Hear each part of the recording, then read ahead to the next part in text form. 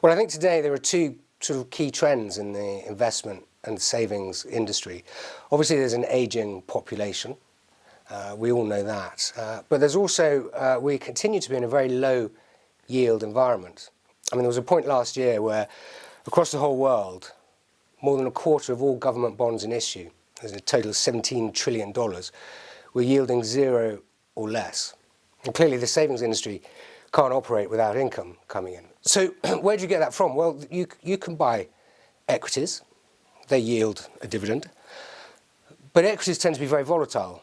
And if you look back over the last 70 years, UK equities have shown a standard deviation, or a measure of risk, of 26%. Over that same period, real estate has shown an equivalent number which is in the single digits. And as we sit here today, you can get around about 4% dividend yield from the stock market.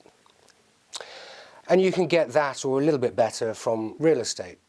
So when the world needs income, if I could offer you the same level of return with much less risk to your capital value, I think that's why people should invest in real estate.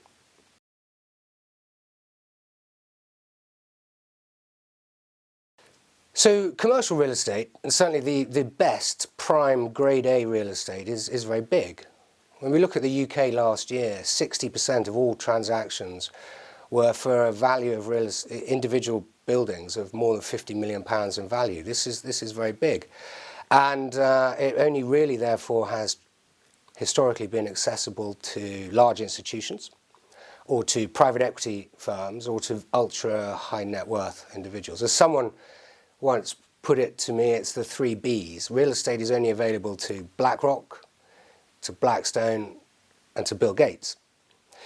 And IPSX is going to change that. Because we're going to securitize buildings and offer to the public shares in companies that own these 50 million plus buildings, it now means that anybody can buy as little as 1 share in a building. And it could be worth hundreds of millions of pounds, but now you can buy a share of it.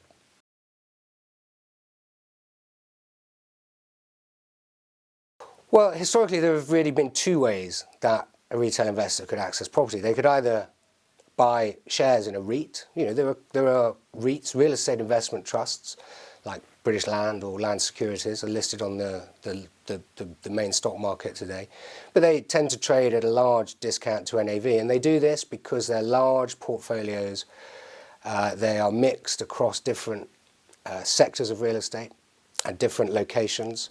And effectively, they're very opaque. It's very difficult to know, for you as the investor, it's difficult to know what it is you're buying. So there tends to be effectively a conglomerate discount. The other way, of course, is through the open-ended funds that are open to retail investors, and they offer daily liquidity. But of course, if they didn't exist today, they wouldn't be invented. They tend to provide the daily liquidity by holding large portions of cash, usually up to 20%, which means for every £1 you invest in real estate, you invest 80 pence in real estate, and 20 pence in cash, which yields you nothing. And we are, unfortunately, beginning to see again, these funds are beginning to do something that's known as gating, where there are too many people looking to sell at once, and so they close the fund to transactions, which means you can't sell, you have no liquidity. Both of these have significant drawbacks.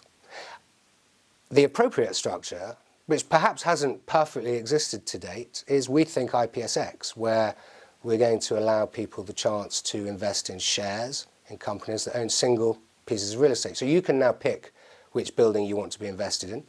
You can choose not to invest in retail. You can choose to invest in offices in London, or you could choose to invest perhaps in the office you work in your hometown.